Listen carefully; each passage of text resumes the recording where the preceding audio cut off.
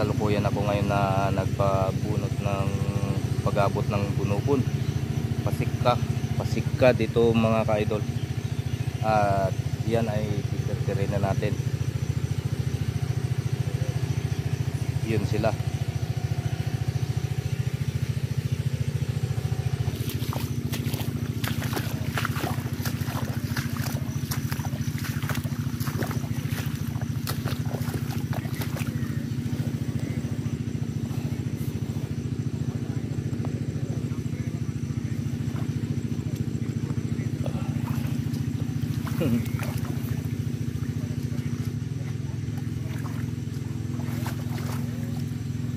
Yan mga kaidol, dito na tayo.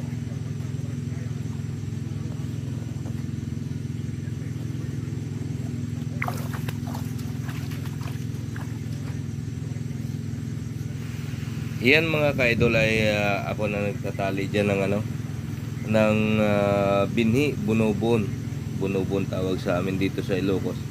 Kasi yan ay magta-transplant na ako mga kaidol.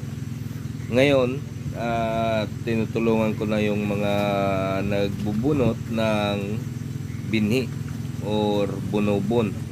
At ako na yung nagtatali para mas mabilis na mai-transplant na namin mga kaidol. At dyan ay tingnan nyo naman mga kaidol kung anong hirap ng magsasaka. Tapos ngayon ay mura yung palay at ang mahal ng abono, ang mahal ng nagpapabunot ng binhi or bunubon mga kaidol. Hindi bumababa. Ang bumababa lang mga kaidol ay ang palay, ang presyo ng palay. Hindi ko alam kung bakit, pero mas mura ang presyo ng palay kasi. At ngayon, pero ang mahal ng abono. Dapat kung mga kaidol, pag mahal ang abono, mahal din yung presyo per kilo ng palay. Pero biglang bumaba mga kaidol. Ano naman ang masuggest nyo dyan mga kaidol? Kung mayroon kayong may suggest dyan mga kaidol ay na sabihin nyo naman kung anong magandang solusyon may suggest nyo. Kasi mahal ang pagpabunot ng binhi para ipa-transplant. Halos paparis na sila ng pagtatanim. Pagkatapos nito mga kaidol ay dadalhin ko na ito doon sa paglilipatan namin ng taniman para sa ganon ay itatanim na nila, i-transplanting na nila mga kaidol. Ang mahal ng abono mga kaidol hindi bumababa, pero yung presyo ng palay ay bumababa. Dapat sumasabay din yung presyo ng palay tulad ng dati. Kasi dati mga kaidol, ang presyo lang ng abono nasa 700 or 750 ang urea. Tapos yung ammonium 2600 yata yon, ay 2100. Ammonium ay nagkahalaga lang ng 450, 500 pinakamataas na yon. Depende sa klase kasi yan Ngayon ay mas mahal yung urea at saka triple 14 complete, nag 1.5 na mga kaidol. Pero yung kaya naman natin dapat yan, pero ang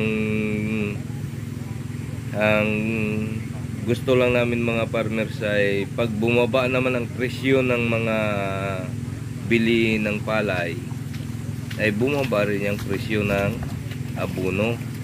Ano lang naman mga kaidol, para sa ganun ay maganahan naman tayo na kami mga farmers ay sa ganun ay maganahan naman na pag magtanim mga kaidol. Yan lang mga ka-idol, at kung mayroon naman kayong ma-suggest dyan sa amin mga farmers, sa amin mga nitong tulad nito, tingnan nyo yan, kaya binabayaran namin yan, sinasahuda namin yan ng per day yung nagbubunot ng binhi. Halos parehas na sila ngayon ng sahod ng taga-tanim. 500 yan mga ka-idol isang araw sa kanila. Ilan sila yung magbubunot ng binhi para may transplant naman doon mga ka-idol. At ang doon ang magtatanim na naman ay kung ilan naman sila yung nakontrata mo, kasi kung per arawan 500, naabot pa nga sa 600 mga ka-idol samantala pagdating ng yung anihan ay mura yung palay. Ano lang kami mga ka-idol, ang sa amin lang ay dapat naman ay mabigyan ng halaga sa yung mga farmer, kasi hindi naman basta-basta na magpapatanim ko kung magpa-transplant na wala pang pundo. Kailangan pundo naman mga ka-idol.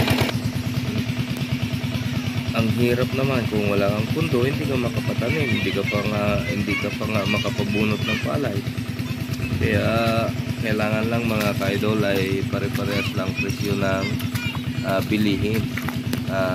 Pati yung abono, lalo na yung abono mga ka-idol.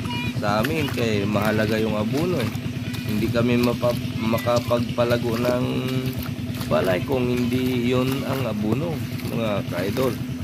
Pero dapat parehas lang. Pag bumaba yung presyo ng palay, bumaba rin yung presyo ng abono. Yun lang mga ka-idol. Maraming salamat. God bless you all.